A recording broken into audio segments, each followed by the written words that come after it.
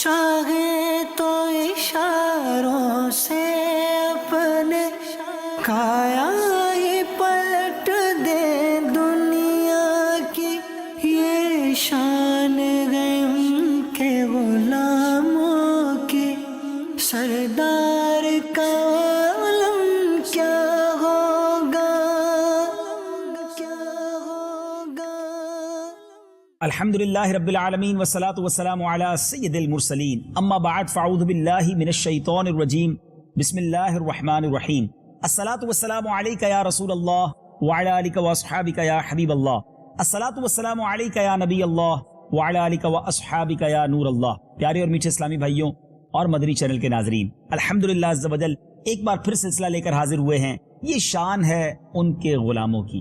آج کس عظیم ہستی کی شان بیان کرنی ہے۔ آج ماشاء اللہ 17 رمضان المبارک ہے، اور آج جس ہستی کا ہم نے تذکرہ کرنا ہے ان کی شان بڑی عرفہ، بڑی اعلیٰ ہے۔ ان کے القابات ہی اتنے پیارے ہیں۔ ان کو ام المومنین، زوجہ رسول کریم، حبیبہ حبیب خدا، عفیفہ، صدیقہ، عالمہ، مفتیہ، مفسرہ، محدثہ، فقیہہ، عابدہ، زاہدہ، طیبہ، طاہرہ کہا جاتا ہے۔ یقیناً بہت سارے ناظرین پہنچ گئے ہوں گے۔ جی ہاں، آج ہماری مراد حضرت عائشہ صدیقہ رضی اللہ تعالی عنہا کی ذات ہے۔ کیا عظیم ہستی ہیں آپ، کیا مقام آپ کو حاصل ہوا ہے۔ آپ ام المومنین، مومنوں کی ماں ہیں۔ آپ کا نام نامی، اسم گرامی عائشہ، کنیت ام عبداللہ، والدہ کا نام ام رومان، اور والد امیر المومنین حضرت سیدنا ابو بکر صدیق رضی اللہ تعالی عنہ ہیں۔ 17 رمضان مبارک 57 یا 58 سنہ ہجری میں مدینہ منورہ میں آپ رضی اللہ تعالی عنہ نے دنیا سے پردہ فرمایا۔ گویا آج آپ کا یوم وصال ہے۔ سیدنا ابو ہریرہ رضی اللہ تعالیٰ عنہ نے آپ رضی اللہ تعالی عنہ کی نماز جنازہ پڑھائی، اور آپ کی وصیت کے مطابق رات میں لوگوں نے آپ کو جنت البقیع میں دوسری ازواج مطہرات رضی اللہ تعالی عنہن کے پہلو میں دفن کیا۔ کیا خوبصورت اشعار آپ کی شان میں لکھے گئے۔ اس مبارک ماں پہ صدقے کیوں نہ ہو سب اہل دی، جو ہو ام المومنی بنت امیر المؤمنی۔ کیا مبارک نام ہے، کیسا پیارا ہے لقب، عائشہ محبوبہ محبوب رب العالمین۔ سبحان اللہ، سبحان اللہ۔ ام المومنین حضرت عائشہ صدیقہ رضی اللہ تعالی عنہا کو دیگر ازواج مطہرات پر جو فوقیت، جو ممتاز حیثیت حاصل ہے وہ کمال ہے۔ آپ کو جو خاص ایک مقام حاصل ہوا کہ جب نبی پاک علیہ الصلوۃ والسلام کے دنیا سے پردہ فرمانے کا وقت آیا، تو جو دنیا کے آخری لمحات کی کیفیت بیان کرتے ہوئے بی بی عائشہ خود فرماتی ہیں کہ جب مزاج رسول پاک میں شدت مرض کی وجہ سے تکلیف محسوس ہو رہی تھی، اس وقت میرے پاس میرے بھائی حضرت عبد الرحمن آئے۔ ان کے ہاتھ میں مسواک تھی۔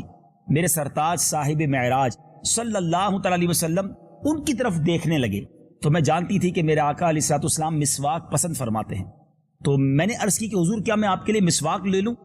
تو آپ نے سر مبارک سے ہاں ارشاد فرمایا۔ تو میں نے حضرت عبد الرحمن سے مسواک لے لی، اور نبی پاک علیہ الصلوۃ والسلام کو کچھ سخت محسوس ہوئی، تو میں نے عرض کی کیا میں اسے نرم کر دوں؟ پیارے آقا علیہ الصلوۃ والسلام نے سر کے اشارے سے فرمایا ہاں۔ تو بی بی عائشہ فرماتی کہ میں نے مسواک کو چبا کر نرم کیا۔ آپ علیہ الصلوۃ والسلام کے سامنے پانی کا ایک پیالہ تھا۔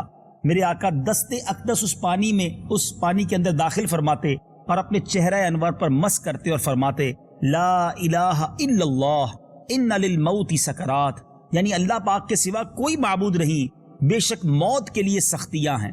پھر اپنا دست اقدس بلند کر کے عرض کرنے لگے، پھر رفیق الاعلی یعنی رفیق اعلیٰ میں، یہاں تک کہ نبی پاک علیہ الصلوۃ والسلام نے دنیا سے پردہ فرما لیا۔ سبحان اللہ، سبحان اللہ۔ ذرا غور کیجئے کہ آخری وقت نبی پاک علیہ الصلوۃ والسلام کے ساتھ جو تعلق بی بی عائشہ صدیقہ رضی اللہ تعالی عنہا کو حاصل ہوا، کیا خوبصورت اشعار لکھے ہیں۔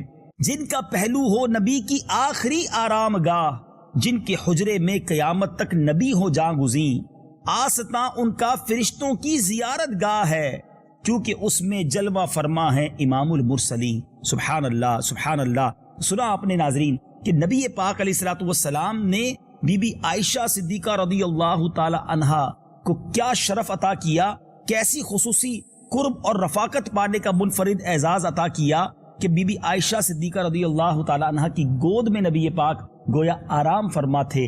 آپ کا لعاب دہن نبی پاک کے لعاب دہن سے مل گیا کیونکہ آپ نے آخری وقت میں مسواک نرم کر کے دی۔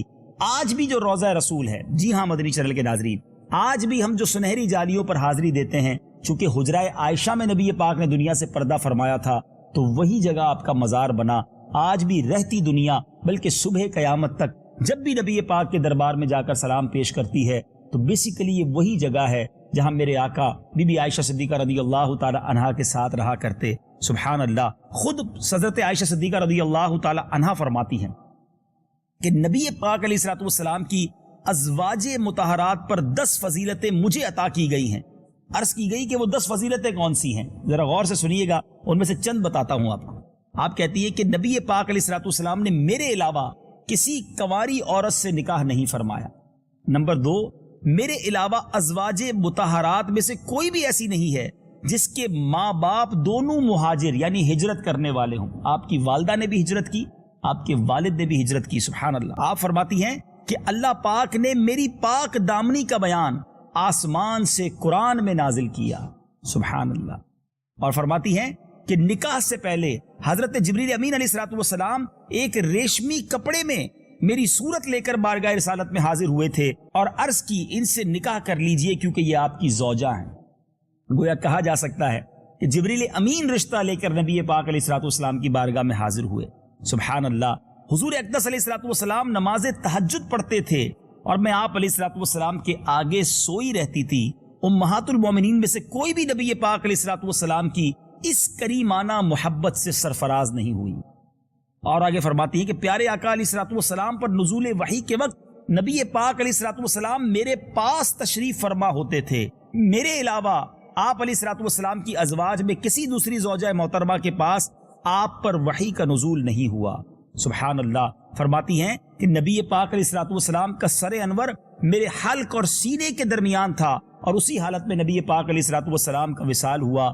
پیارے آقا علیہ الصلوۃ والسلام نے میری باری کے دن یعنی جب میرے یہاں نبی پاک نے کرم فرمانا تھا اس دن دنیا سے پردہ فرمایا۔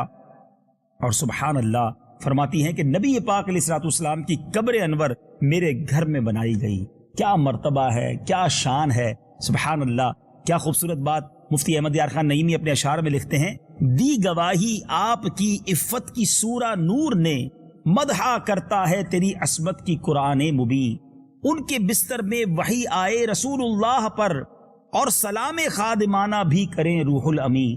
کیا شان ہے بی بی عائشہ صدیقہ رضی اللہ تعالی عنہا کی۔ نبی پاک علیہ الصلوۃ والسلام نے خود حضرت عائشہ صدیقہ رضی اللہ تعالی عنہا کے فضائل کیسے بیان کیے۔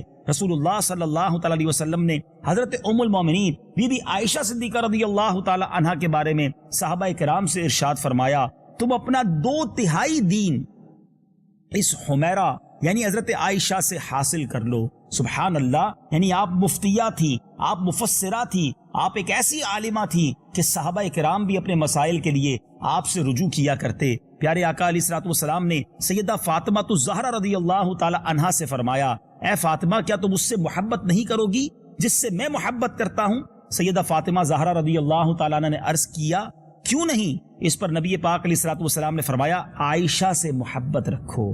سبحان اللہ، سبحان اللہ۔ ایک اور جگہ نبی پاک علیہ الصلوۃ والسلام نے فرمایا، عائشہ کی فضیلت عورتوں پر ایسی ہے جیسے سرید کی فضیلت تمام خانوں پر۔ یعنی اس طرح نبی پاک نے بی بی عائشہ صدیقہ رضی اللہ تعالی عنہا کے فضائل بیان کیے۔ میٹھے اسلامی بھائیوں اور مدنی چینل کے ناظرین، آپ رضی اللہ تعالی عنہا کیسی سخی تھی، کس قدر سخاوت کیا کرتی کہ آپ کے پاس غریب آتے آپ ان کی مدد کرتی۔ ایک بار اہل بیت اطہار کی بارگاہ میں بکری پیش کی گئی اور انہوں نے اس کو ذبح کر کے تقسیم کر دیا۔ نبی پاک کچھ دیر کے بعد تشریف لائے اور ارشاد فرمایا کہ اے عائشہ کیا بچا ہے؟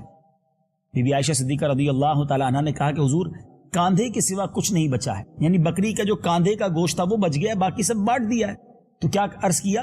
حضور کاندھے کے سوا کچھ نہیں بچا۔ اللہ اکبر۔ نبی پاک علیہ الصلوۃ والسلام نے جو جواب دیا ناظرین وہ سننے سے تعلق رکھتا ہے، سمجھنے سے تعلق رکھتا ہے۔ میرے آقا نے فرمایا، اے عائشہ کاندھے کے سوا سب بچ گیا ہے۔ جی ناظرین سمجھے آپ، یعنی جو بٹ گیا ہے وہ بچ گیا ہے۔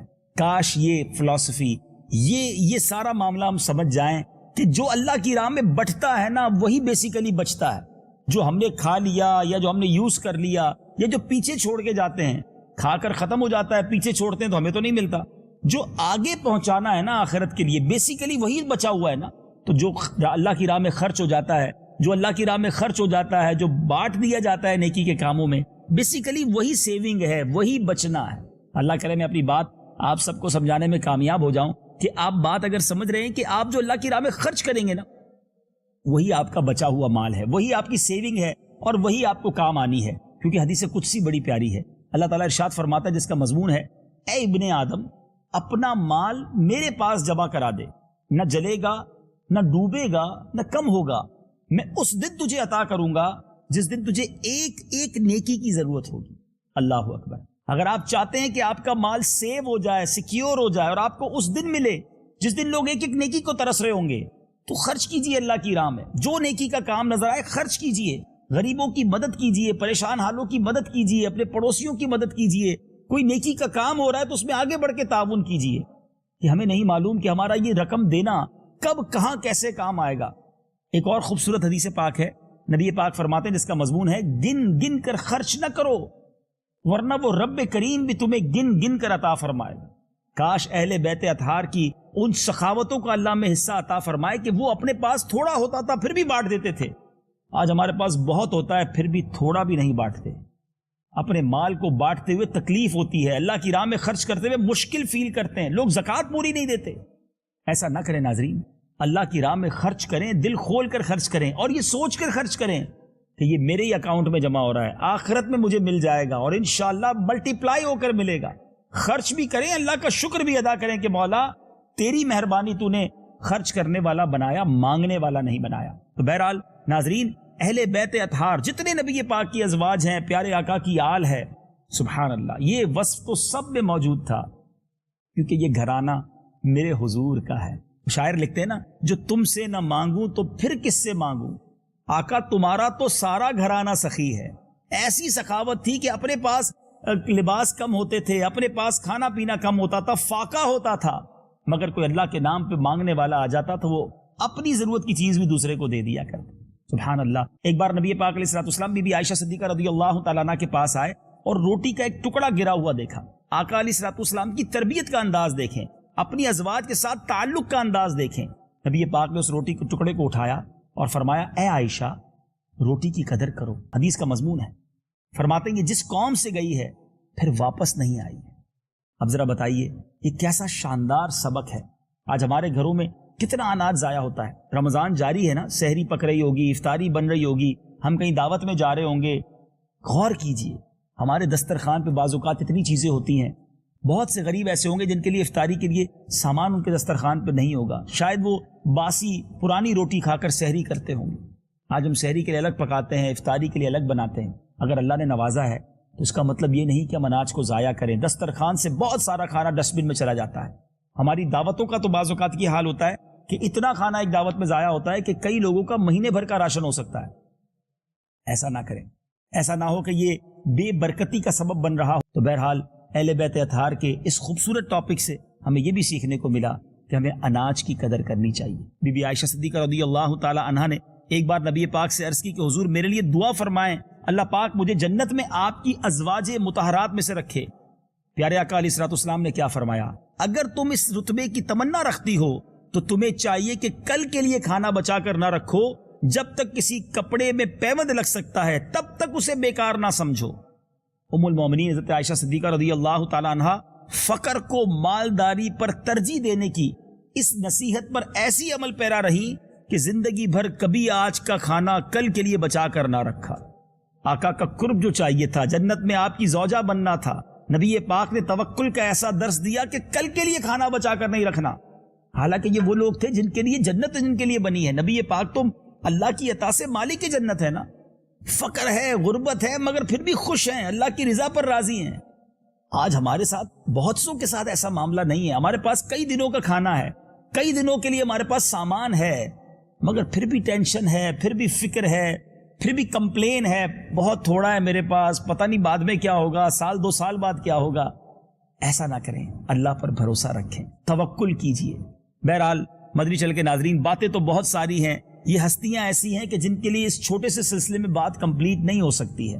اللہ نے ان کو وہ مقام دیا ہے جن کا ذکر قرآن میں موجود ہے، جن کی پاکی کا خدائے پاک کرتا ہے بیاں، آیا تطہیر سے ظاہر ہے شان اہل بیت۔ اور یہ وہ گھرانہ ہے، یہ وہ بی بی عائشہ صدیقہ رضی اللہ تعالیٰ عنہا کا حجرہ ہوا کرتا کہ جبریل امین بھی آتے نا تو اجازت لے کر آتے۔ آئے ہائے، ذرا مرتبہ سوچئے، روح الامین ہیں مگر اس گھر میں آنا ہے تو اجازت لینی ہے۔ مولانا حسن رضا خان صاحب لکھتے ہیں نا، جن کے گھر میں بے اجازت جبرائیل آتے نہیں، قدر والے جانتے ہیں قدر و شان اہل بیت۔ اللہ تبارک و تعالی ہم سب کو سچی اہل بیت کی غلامی عطا فرمائے، ان کے فیضان سے ہم سب کو مالا مال فرمائے، تربت حضرت عائشہ صدیقہ رضی اللہ تعالی عنہا پر کروڑوں رحمتوں کی بارش برسائے، اور ان کی سیرت سے ہم سب کو اپنی زندگی میں کچھ سبق لینے کی توفیق عطا فرمائے۔ اسلامی بہنیں بھی سن رہی ہوں گی، اللہ پاک ہماری اسلامی بہنوں کو پردے کی توفیق عطا فرمائے، حیا کی چادر نصیب فرمائے، ہم سب کو با حیا بننا نصیب فرمائے۔ مدنی چینل دیکھتے رہیے، اگلے سلسلے یہ شان ہے ان کے غلاموں کی، اس میں ایک اور عظیم ہستی کا ذکر خیر لے کر حاضر ہوں گے۔ صلو علی الحبیب صلی اللہ تعالی علی محمد صلی اللہ علیہ وسلم۔ چاہے تو اشاروں سے اپنے کایا ہی پلٹ دے دنیا کی، یہ شان ہے ان کے غلاموں کی، سردار کا